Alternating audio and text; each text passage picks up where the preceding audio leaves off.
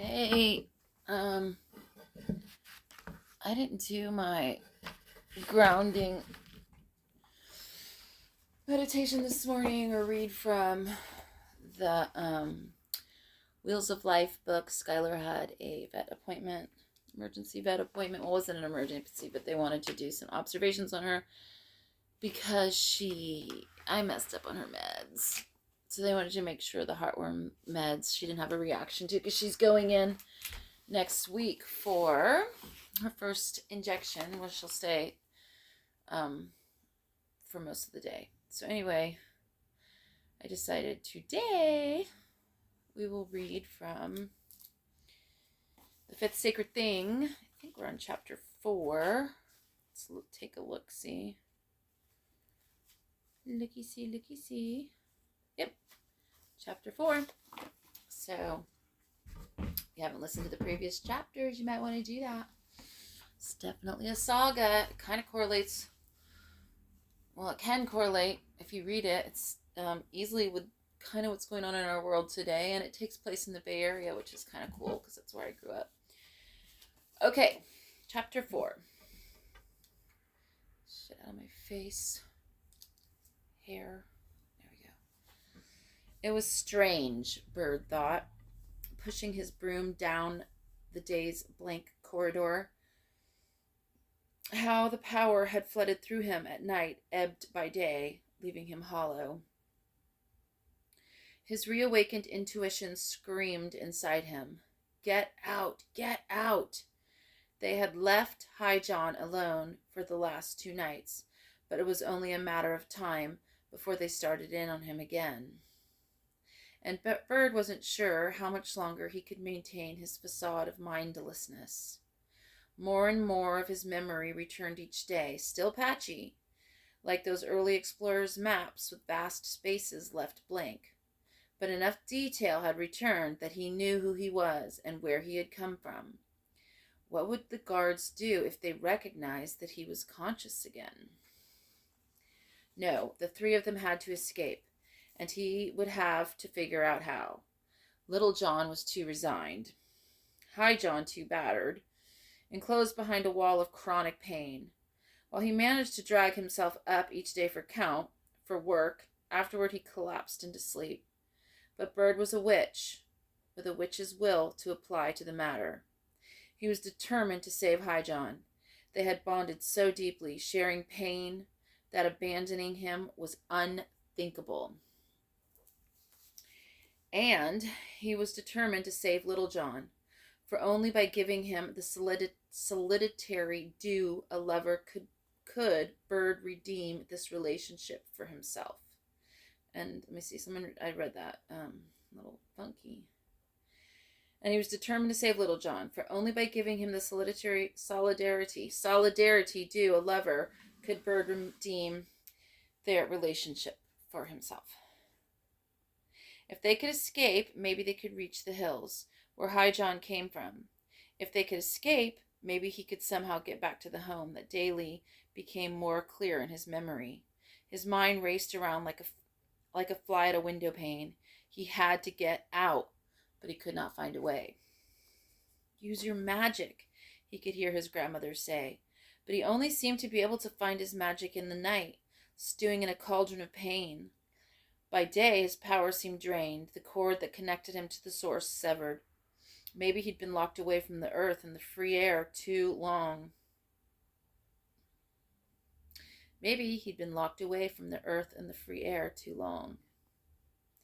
The elements seemed shadowy to him, something invented or remembered, but not quite real, as his home seemed at times to be made up, fantasy, too good to be true.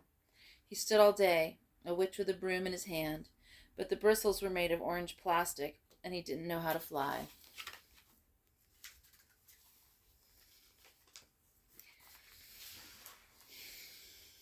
Does anyone ever get out of here? He asked Little John that night as they lay together. Little John shifted uneasily, rolling over to look at Bird with a slight wary expression in his eyes. He's afraid of me, Bird realized. As accustomed as our bodies are to each other, I'm a stranger to him, now that I remember and plan. Some serve their sentences and get released, Little John said. Some die. Some get taken for the work levies. What are they? Tell me about them.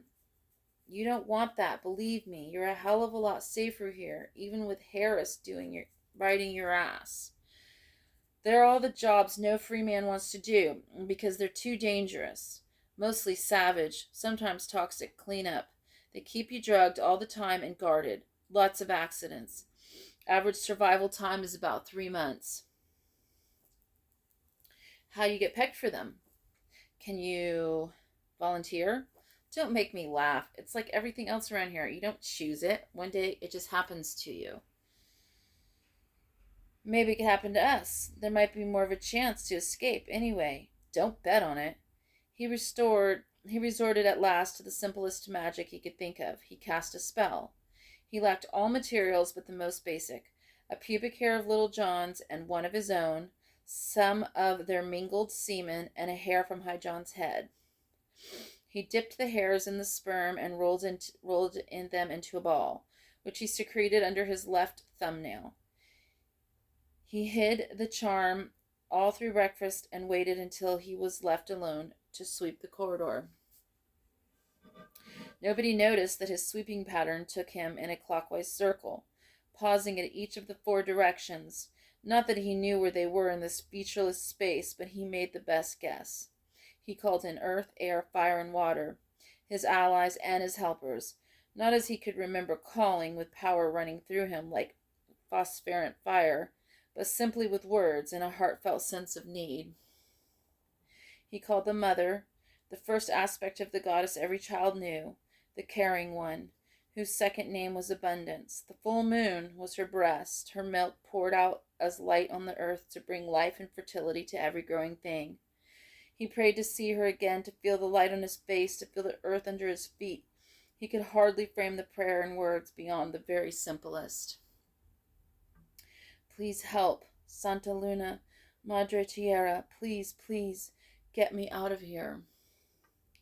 Then, as he swept, he built his magical image. He tried to send his mind diving for the casual plane, to pull the strings that wove the fabric of reality and reshape it according to his will. But he couldn't do it. All he could create was a simple visualization, pale and flat. He imagined himself with High John and Little John outside on a hill, their feet standing on real earth. In their nostrils, the pungent smell of coastal air, the smell of freedom. Holding the ball to his lips, he blew into it his images and his memories and all his passion and anguish. He bound the spell and opened the circle, and when he was called to sweep the guard station, dropped the ball inside the housing of their computer. The whole thing felt like an exercise in futility. He couldn't raise any power. He couldn't let his mind loose in the other realms. Still, Maya used to tell them about the early days when this kind of magic was about all they knew how to do, and sometimes it had worked. Need generates its own power, she used to say. Goddess knew he had need enough. Late that afternoon, he was sweeping near the guard station again. He could hear their conversation, even though he kept his head down and couldn't see who was speaking. What about that hill boy? Central wants report. That little demon fucker still up and walking? What do you mean? I thought you were going to take care of that. I did. I bit the Jesus out of him twice. But like I said, he's still up and moving. I'm telling you, it's witchcraft. So work him over again tonight? Hell no. What do you think I am, man? Some kind of sadist? You think I beat people up for the pleasure of it? Well, yeah. I kind of got that impression. That's work, man. Hazard's duty, to be exact, and it's supposed to get hazard's duty bonus pay. So put in for it. How many times can I put in for it on the same guy? They're going to think we're running some kind of scam down here. So put a goddamn bullet in his head. Sure. You want me to fill out the use of firearm? You want to pull out the use of firearms report for me? I don't care how you do it. Just get rid of him. What I'd like to do is throw his ass and a couple of those other sin slickers out on a work levy. Get rid of them. Fine. What if Central wants to see them? In 10 God-forsaken years, they haven't wanted to see the idiot. They just throw these guys down here and forget about them, and we clean up their crap. Look, I don't give a shit what you do as long as I don't have to answer for it. If you can fix it, you can do it. Fair enough. 2 days later, Bird was standing in line for count when a new guard came in carrying a computerized list on a clipboard. He read out a string of numbers. Bird recognized his own and Little John's. High John also stirred and looked up. Report for transport, the guard said. Collect your things. They were strip searched, their legs shackled so they could walk only in an awkward shuffle, their hands cuffed behind their backs. One by one, they were loaded into a bus that wheezed and labored along in the archaic internal combustion engine. The windows were blocked with metal screening. They couldn't see outside, couldn't even tell if they were day or night. They rode for a long time, long enough for Bird to need to piss, for that need to grow into stabbing pain and then subside into numbness. He tried to sleep to conserve his strength and succeeded in dozing a bit. Finally, the bus stopped. A guard barked orders, and they filed off. It was dawn. The horizon glowed orange and the sky lightened, and he blinked his eyes in the accustomed space. They stood on a patch of dusty ground outside a low, shabby building of corrugated metal, waiting while various guards did their own rituals and papered and signatures. Bird sniffed the air, all his senses suddenly so alive he ached all over, like the aching of salivary glands tasting food after a long hunger. Behind the building stretched the rolling coastal hills, covered with the dry gold grasses of late summer. Whatever might happen next, he would have had this moment to stand once again on the living earth, to feel her like a vibrating body under her feet, to breathe air and feel a wind on his face that had blown free and unobstructed over the Pacific, to smell the compounded incense of leaves, dust, and ocean salt and tang, bay laurel, and sage, to see living things in their soft colors, blue and green, the umber earth below. He wanted to cry, but didn't dare. Instead, he took a deep breath, drinking in the life that flooded back into his body, and in a moment, just a moment more, the sun would rise. Then the door opened, and they were marched into another gray locked room. Everyone line up for count! The guard's voice thundered through the barracks and rang against the metal walls. Wearily, Bird dragged himself up and prodded High John, who lay in the bunk next to him. Above his head, in the upper bunk, he could hear Little John stirring. They'd been fed some lumpy porridge and left to rest for about an hour after their exhausting journey. Bird moved slowly. His body felt heavy, clumsy, his mind dull. The blocked-off window on the end wall admitted only a thin crack of light. The barracks held about 40 men, and they stood at the ends of their bunks. The guards counted and then counted again. "Hold out your right hand," a guard ordered when the count was done. Bird obeyed, wishing his extended hand gripped a weapon, a laser rifle to blast through these metal walls. But his fingers were empty. Around his wrist, the guards fitted a thin metal bracelet that locked tightly. At the opposite end of the room, a tall man in a military uniform entered. "Listen hard," he said. You have each been fitted with a PCD, a prisoner control device. These devices let us monitor you at all times. We know where you are. We know what you're doing. We know what you're goddamn thinking. So don't get any ideas or try anything, because if you do, this is what happens." He paused. Suddenly, a searing pain flashed through Bird, beginning at his wrist and then extending through every cell of his body, ringing through him like a bell of agony. In an instant, it was over, but he was left trembling. "Try anything, and that will go on for a long, long time. Is that clear?" "Yes, sir," the men chorused, and then they were marched out to work. The sunlight was warm and welcome on Bird's skin, but he felt encased in some barrier that kept him from feeling or thinking. All he could focus on was his desire to avoid pain. The guards led them down a dusty road that wound through the hills. Bird's feet were unbound, but they dragged as if they were shackled, and his head rang. They rounded a bend, and suddenly, in the distance, he could see the ocean, luminous and calm in the morning light. For an instant, his mind cleared. I've been drugged, he thought, and then the fuzziness was back again. On a flat shelf of land 100 feet above the ocean, hordes of men were swarming around the ruins of the giant machinery. A huge crane stood in the center, a black skeleton against the sky, and at its top, men were working with laser torches, taking it apart piece by piece. A few hundred feet away, another group of men were dismantling the once sleek shell of what appeared to be a giant missile. The prisoner's job was to pick up the pieces of the metal scrap dropped from the above as the workers cut them loose. They sorted and loaded them onto the back of a flatbed truck. The metal was jagged and sharp, and Bird's arms were scratched and raw by the end of the day. He tried to look out for flying metal chunks, tried to avoid cutting himself, but his mind kept drifting away as he didn't care much. The sun was warm and he felt no pain.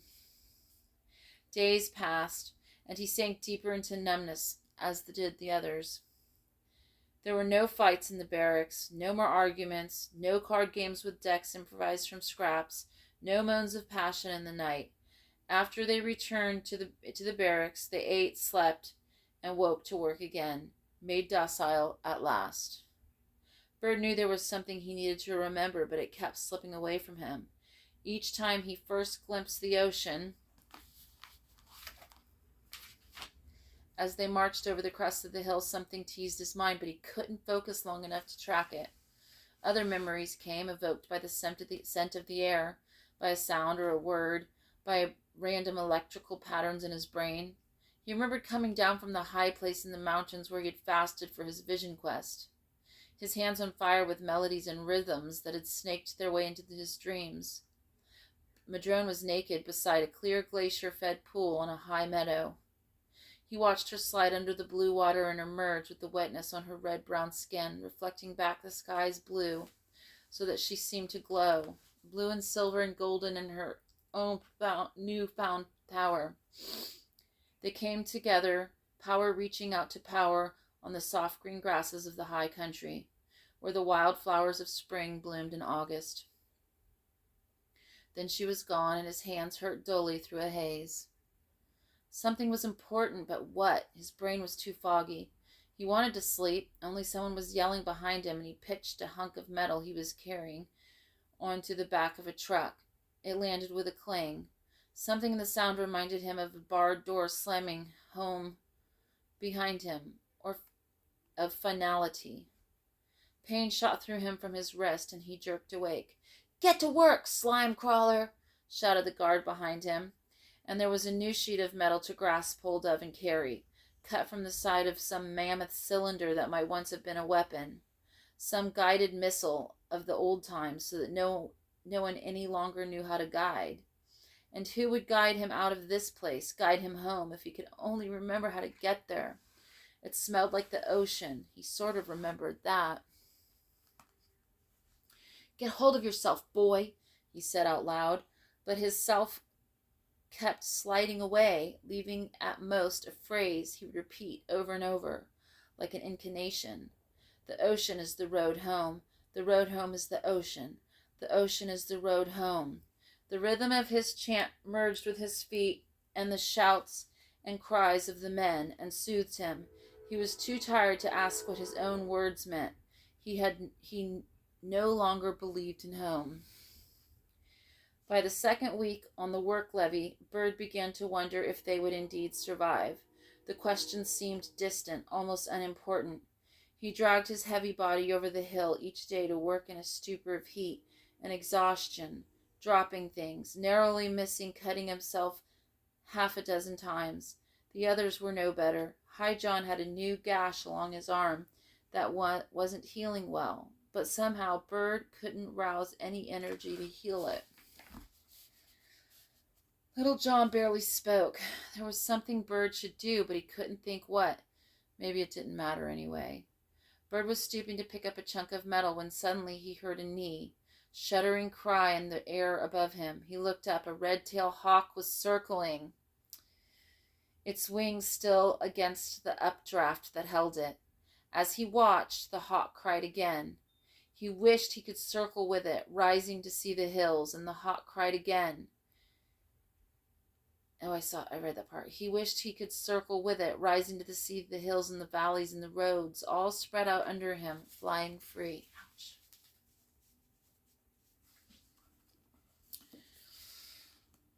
But what he saw was a hunk of metal flying toward him. His mind was still blank, but somehow his body responded, leaping away. The metal crashed down just a few feet from where he stood. He could feel the whine in the air and the dust of the impact.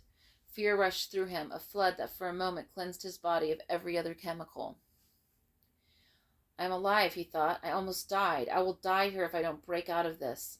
He was drugged. He remembered that now, that he needed to refuse their food, if necessary, even their water, and get clear. If he could only keep on remembering. He made a chant and repeated it again and again. No food, no water, no eating, no drinking, no food, no water, no drugs to keep from thinking. It wasn't a very good chant, but it would do. He skipped supper, although he was hungry, and the smells tantalized him. Nobody noticed. They were not strictly supervised in the barracks. He slept fitfully and woke with a headache in the morning, skipped breakfast, and went out to work with a throbbing pain behind his eyes that grew to nausea as the day wore on. He drank water only from the tanks at the site that the guards also used. His muscles ached and he wanted to vomit, but he forced himself not to. That night he hardly slept, the pain in his muscles so bad that he bit his fist to keep from screaming. She'll have to wait. It's my mom is calling, which is happy news because I'm talking to her almost daily now, but she's going to wait. Let's see. That night he hardly slept, but the pain in his muscles so bad that he bit his fists to keep from screaming. He tried to heal himself, but he couldn't channel any power. He wished for Madrone or Maya, but he hadn't seen them for so long he'd forgotten how to look for the road back then. Ow. Itchy. Let's see here. The road back to them. Instead, he tried to distract himself by remembering stories. When he was a child, his mother, Bridget, had put him to sleep with tales of shapeshifters and magicians. Now he recognized that she had been teaching him magic, telling him history in a form that kept him eager more and more. Once there were some children who could turn themselves into birds, she would say. He tried to imagine her there beside him, soothing his pain with cool hands. She had died a long time ago, turned herself into a bird in the big epidemic. Just before he went away, he sang himself an old folk song. I wish I was a tiny sparrow, and I had wings and I could fly. I'll fly away to my own true lover. There was another line, but he couldn't remember it, so he sang what he knew of the verse over and over in his head until it became a droning chant that finally calmed him into oblivion. In the morning, he woke with his body still sore but his head clear. When he walked out on the earth, he could feel her life humming beneath him and could draw her strength into his body. He could pull down power from the golden sun and let it wash away the remnants and the drugs in him. He was himself again, standing on the living earth under the unfettered sky, with the hills curving around him that were part of his own land. He was ready to make a plan, and he would have to act soon. He couldn't go forever without eating. His first problem was the others. When they returned that night to the barracks, he touched Little John's shoulder and took him aside. Don't eat, he said. The food is drugged. Yes, sure, Little John said in a dull voice, and then went blankly into the dinner line. Bird took the tray out of his hand, set it down on the communal table, and took him back to the corner of their bunks. What the fuck? Little John said. Shut up, Bird said. I'm telling you, don't eat. We're getting out of here. Yeah, sure, Little John said, staring back toward the tables where the other men were already devouring his dinner. Hey, that's my food. Shut up, man. I'm telling you, we're not eating another thing, and we're getting out. When he had Little John settled on the bunk, Bird managed to interrupt High John, who was, as usual, shunted to the back of the dinner line while stronger men pushed ahead of him. Bird tapped him and pulled him aside. The food is drugged, he said. Don't eat it. We're getting out of here. It seemed as if his words had to penetrate a thick cloud of fog before they reached High John's center, but once they did spark a comprehension lit up in his eyes. He returned to his bunk, lay down, and slept. Bird held Little John all through the night, while the younger man twerked and jerked in withdrawal. The barracks were still, and every sound Little John made seemed to rattle the metal walls, but no one disturbed them. Bird drew on all the healing power he could remember or invent, and in the morning Little John seemed more lucid and slightly more uncomfortable. At least Bird didn't have to fight him to keep from his breakfast.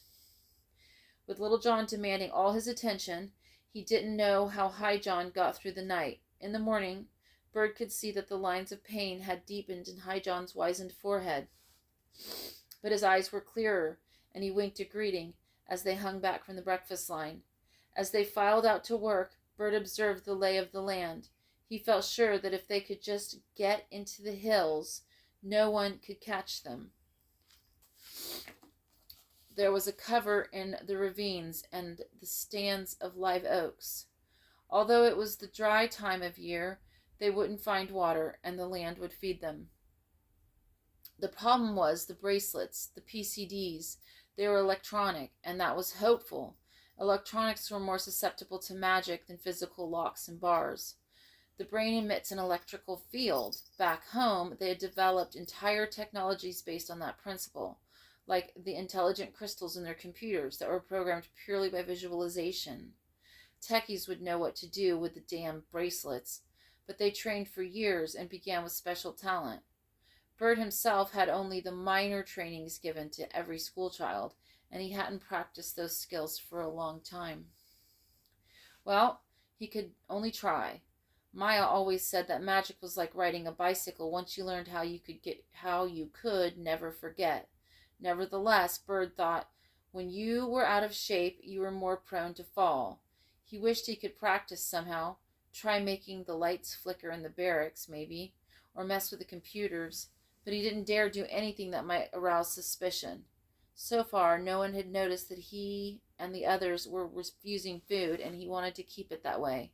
On the 6th day of his fast, he awoke with his hunger gone, feeling light, clarified, his intention pure as a beacon. Today, he said to himself, and he whispered it to Little John and High John, hope and fear racing each other through his veins. Today. They walked the winding road to work with the same slow shuffle of the other prisoners. Bird was alert, on edge, fearful of some freak accident that could undercut their chances of escape. In the few days without drugs to take the edge off his pain, he had learned the limits of his injured body. His muscles were slack from years of disuse, and now sore from unaccustomed labor. His legs had never healed correctly, and he walked with a limp that strained tendons and the muscles in his lower back. He wondered if he were going to be able to pull it off, both the magic and the running. Maybe he would fall behind, unable to sustain the pace. Maybe they were all going to die. Time marched with its own drugged shuffle, dragging its feet interminably. But at last the sun began its slide down toward the horizon, and in the slanted light of the early evening, the prisoners were lined up to go back to the barracks. Bird made sure that he had the two other positioned themselves toward the middle of the line. One guard was stationed in front and one in back. There were one or two places where the road curved and the head of the line would be out of sight of the tail, and the middle of the line out of sight of both. The guards, dependent mostly on the PCDs to keep prisoners in line, they wouldn't be on the lookout for trouble. As they began the walk, Bird knew that he was going to have to act. Madre Tierra, Earth Mother, La Llorona, who weeps for your children, help me now if you don't want to weep for me again, he prayed. If you're out there anywhere, give me a hand. He felt the earth currents through his feet, steadied his breath, and let his mind sink back to the level he remembered from his training. Think of it like descending into a house built underground, the teacher had said. He couldn't remember her name, but he could clearly see her red jumpsuit outlining every curve of her body. He had to close his eyes, look away, and steady his breath to go into the trance. One of the levels you come to will be the right one for influence in electronic fields. Imagine it like a floor of a house with a door you can enter. Notice what pattern is on the door and remember it so you can bring yourself back here. His pattern, he remembered, was nothing visual. It was a riff of music, 4 bars of an Irish reel he'd been picking out on the guitar that morning. Funny he could remember that, but not his teacher's name. He hummed the tune to himself, and yes, he was there, at the level where he could see the lines of energy running through the metal on his wrist.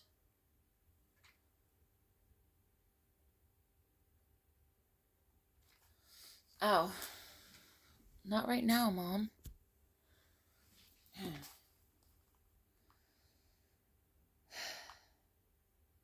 What the hell?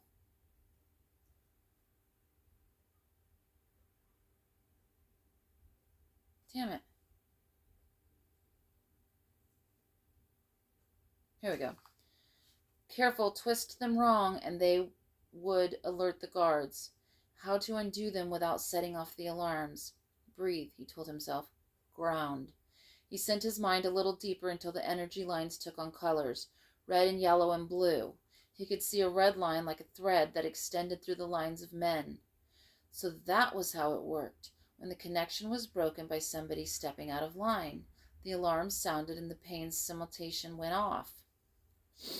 He looked more closely at the blue lines. Surely there was something here, some power source he could switch off. He took a deep breath, called back the memory of the pain he'd felt from the device the first day, watching the energy lines. Yes, there was one that glowed brighter. He noted it carefully, tracing it back to the source in a glowing sphere of power that pulsed rhythmically. Breathing deep, he pulled up a piece of earth fire from somewhere deep below and struck. Incredible, unbelievable pain shot through him, and then it was gone. The red line stretched, unbroken from wrist to wrist, but he was no longer linked to it. He was free. Sweating, he turned to Little John and took his wrist. "This'll hurt," he whispered, but only for a moment. Bird found the power source. More quickly this time. He killed it. He felt Little John jerk, saw him break into a sweat, but he kept quiet. In another moment, Bird had freed High John. A soft moan escaped his lips, but no one seemed to notice. They were starting around the curve Bird had picked for their escape. He watched until the guard ahead of them was out of sight and stole a quick glance backwards. The tail of the line and the second guard were hidden around the bend.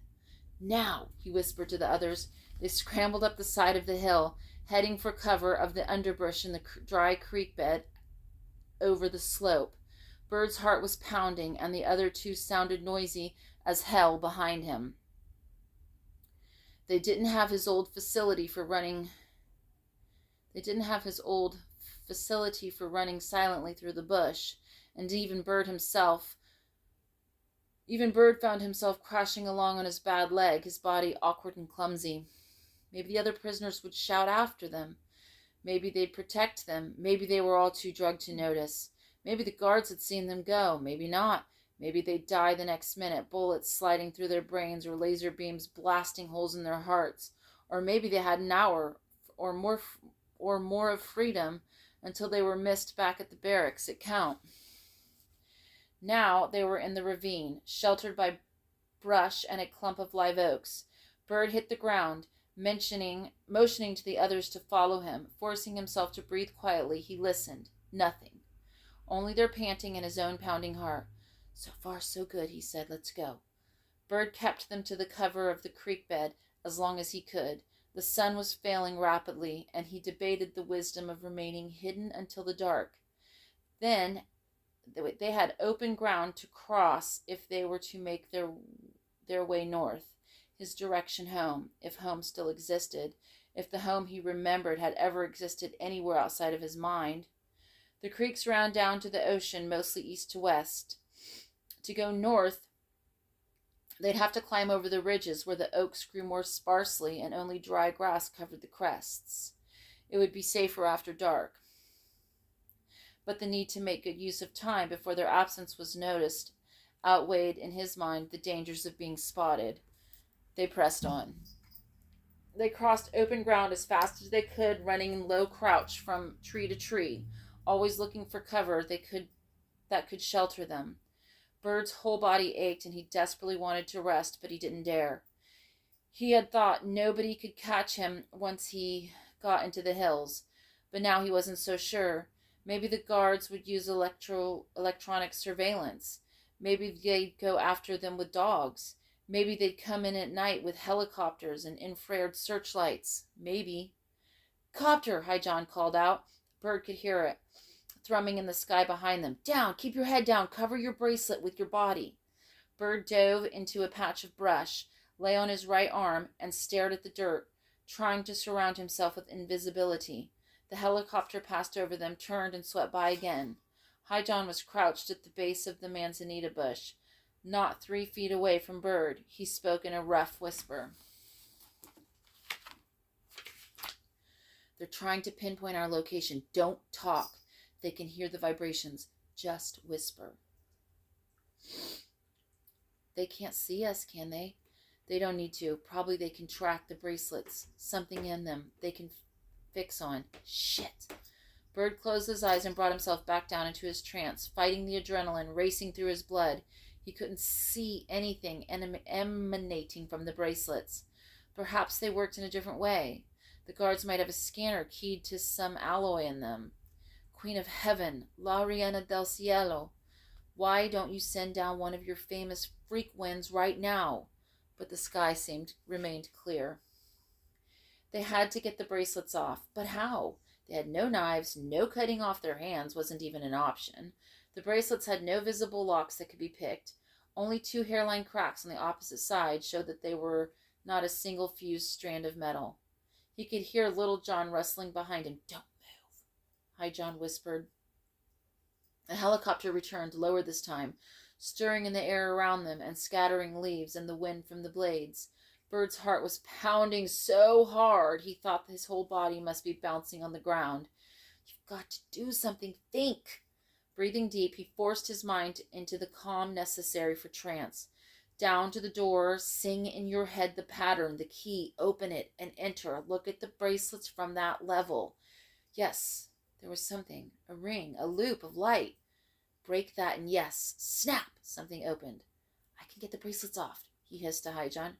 "Great, but we gotta get out of here somehow." The noise of the helicopter was so loud above them that Bird could hardly think. They were high on a ridge, too exposed. Behind them was the gentle slope they'd climbed. In front of them, another ravine dropped steeply. There were trees above them, and the leaves and the branches that offered some cover. They would be hard to see. If only they could get down to the ravine below. Maybe when the copter made one more pass. But it hovered above them, churning the air. Bird heard a small sound, just a whisper of something speeding through the air, and then a bullet slammed into Hi-John's tree. It was followed by another, a barrage that came so close to Bird that it scattered dust in his eyes. "Keep down," Hi-John whispered again. "If you get up and run, you're dead." They seemed likely to be dead soon anyway. The helicopter banked and turned, and in a split second, while it faced away, Bird slipped his bracelet off, and still, keeping low, tossed it back down the slope they came up. Luck was with him. It skidded down at least 50 feet before it stopped, and a line of bullets followed it. Bird rolled quickly and threw himself on top of Hi-John, reaching below him to touch the metal of his bracelet and release the electronic catch. Down the ravine, Bird whispered, "Fast as you can. When I say go, leave the bracelet. Now. The helicopter was still pointed away from them.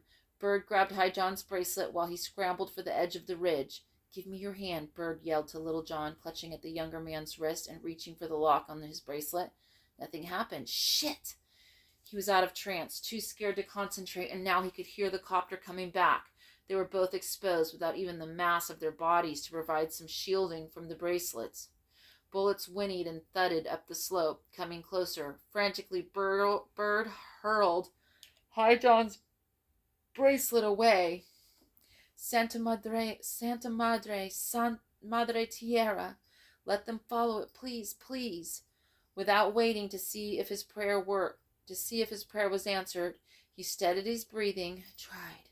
Again, nothing. One more time, the copter was turning. Now it was coming back again, bullets raking the hillside in a fan-shaped pattern, slowly, methodically.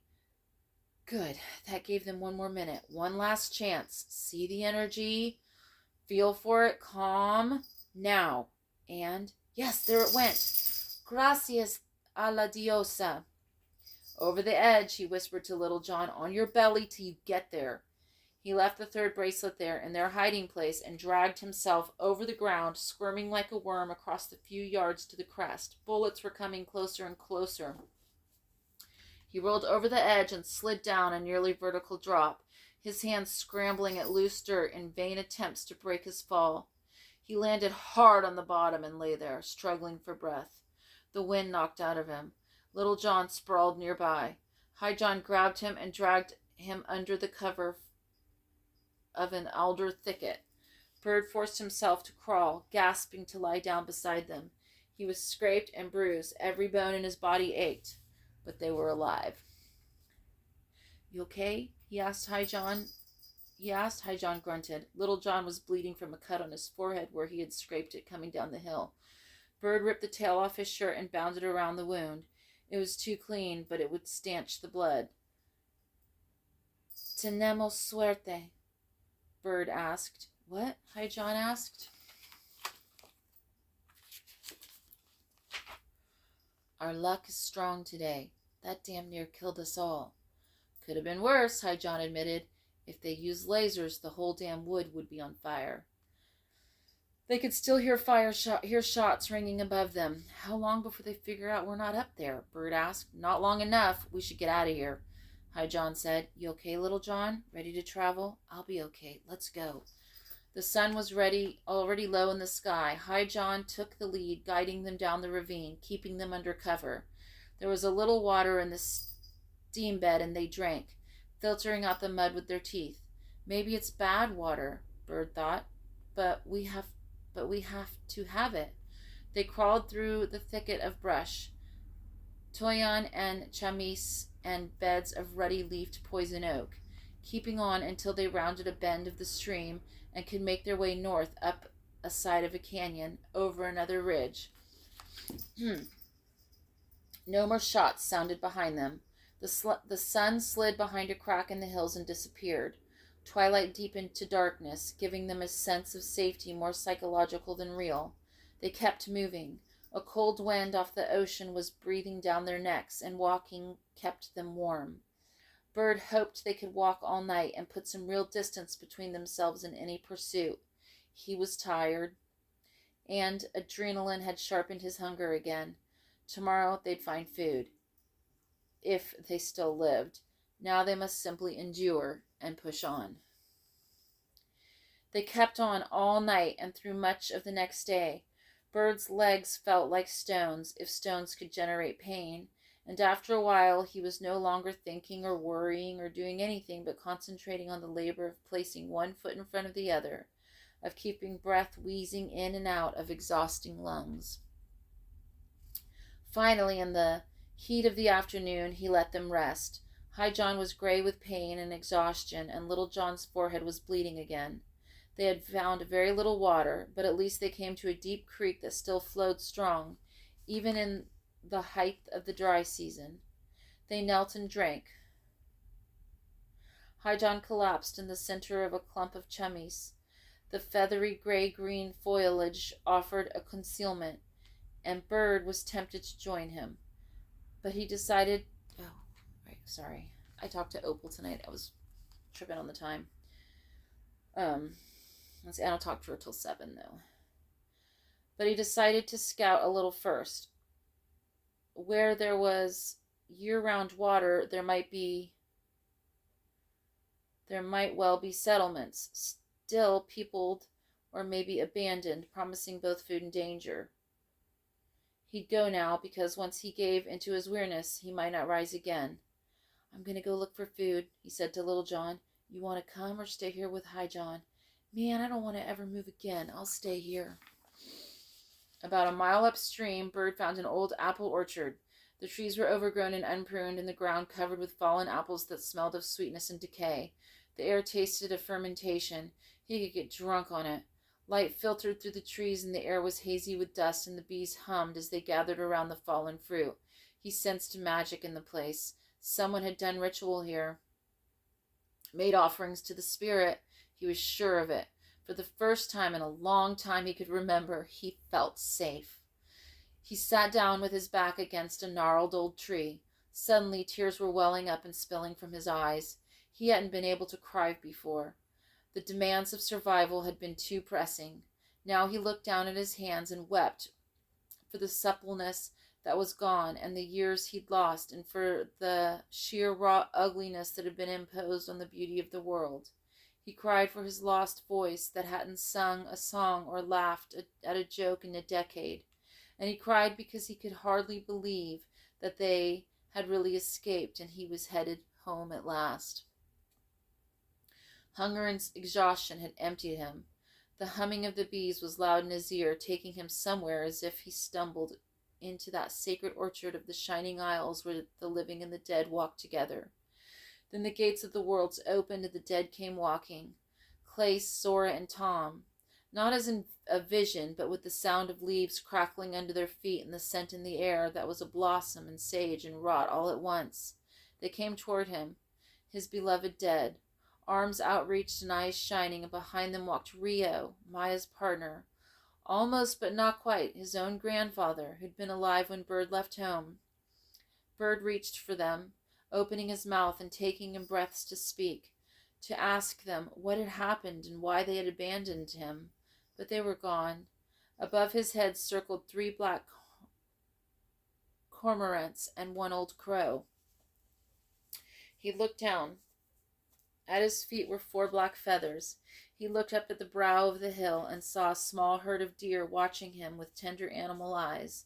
Their leader was a stag with full antlers raised high and proud, and the sun dropped behind him into the west, a flaming ball between his horns. With his left hand, Bird made the sign of the god who gives himself away, the prey who yields to the hunter so the people may live. The stag dipped his head.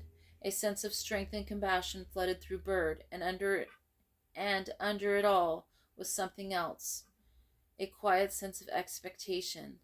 Then a crow called, and the herd wheeled and turned and bounded off into the brush. Bird gathered apples, eating one himself, slowly. He found a tree of ripe walnuts, stripped off his shirt and improvised a carrying bag. And there were plenty of live oaks, heavy with brown, slender acorns. Soaking them in the stream overnight would take away some of their bitterness. It was a bad time of year for water, but a good time for foraging. Berries were ripe, and there were seeds of sage and fennel they could collect. When he returned to the others, he came laden with fruit. Little John was kneeling beside High John, letting him drink from his cupped hands. The sky glowed indigo, and a bright pink cloud scudded overhead.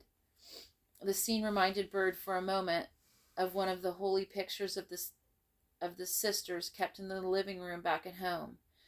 The peace of the orchard remained with him. Everything seemed beautified. He set down his shirt. I found food, he said. Let's eat. Food? Little John whispered. Man, you really are some kind of witch. They crunched apples and broke the nuts open between stones. The apples weren't quite as ripe as they could be, and some of the berries were sour, But to Bird, they had a sweetness that was almost a pain, the sweetness of real earth and sun and wind. It had been so long since he'd eaten anything at all, and longer still since he'd tasted food that wasn't prepared in an aspect of punishment. After the first rush of hunger was satisfied, they settled into a cracked walnut between stones and picked out the delicate meats. Bird looked thoughtfully at John. The man could use a night rest, he decided.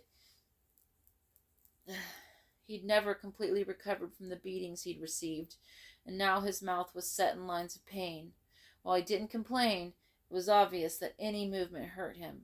For that matter, Bird could use some rest himself.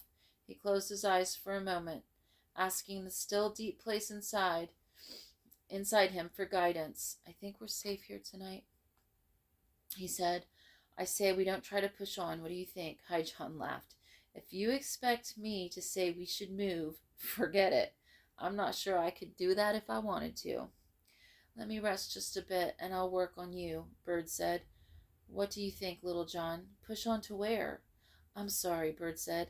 I guess I just instinctively headed toward home. We should have discussed it.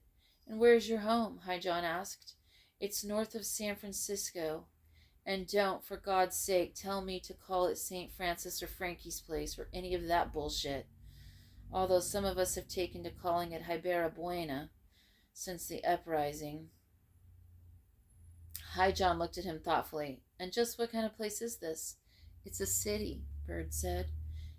And the land around it, the watershed, all the way up to the high Sierras in the east, and north up the coast. It's beautiful there. Redwood country. I heard about the redwoods, John said. What are they like? They're like guardians. When you're around them, you feel protected, watched over. They collect fog in their branches and away above your head. People say the spirits of your beloved dead hang out there. He felt good, remembering the redwoods of Mount Tamalpais, the damp earth smell when you were down in a grove of them, the soft, rough, rigid bark, and the bay laurel trees raising graceful limbs in between the wafting their pungent perfume around you. A tune he'd forgotten came back to him, and he sang it for them. The redwood song, he said. It kind of sounds like they are. The music sang itself inside his head, and his hands ached for an instrument to chase it with. They ached of old wounds, too, and he felt a sudden stab of loss looking down at them. But the music is still inside me, he told himself, and I will find it again. Somehow. I have to. The sun was gone, and the indigo air began to take on the chill tang of night. Bird considered building a fire. They had no matches, but he could always make a fire drill. It was a pain in the ass, but he knew he could do it. He'd done it often enough as a kid, the year they studied fire. That was the way Johanna ran the schools. She believed children should be taught about things from beginning to end. So they learned to make fire from sticks and how to put out fires, and then they studied all the chemistry and physics involved as they built steam engines and solar panels and tracked the course of the sun. He supposed it was a good way to learn. Certainly they'd never been bored, and he always coming across bits of useful knowledge. Thanks, Johanna, Bird said silently. I wish you were still alive for me to say that to. But she had died, the same year his mother died, in the same epidemic. What would you advise me about that fire? What would you advise me now about fire? Don't tempt your luck.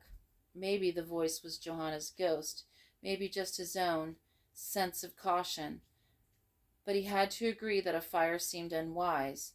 He felt safe where they were, but not that safe. It's getting cold, Little John said. Let's get closer together under the bank, Bird said. We'll keep each other warm. They huddled together, letting the rise in the ground behind them break the force of the wind. But the earth under them was damp, and Little John shivered. Don't think about the cold, John said. There's nothing we can do about it. Think about something else. Tell us more about your home, Charlie. Who owns the water? What do you mean? I mean the water, like to drink and grow your food. Who owns it? Nobody owns it. You can't own water where I come from. Okay, I gotta stop Crystal's home, but we can do it later.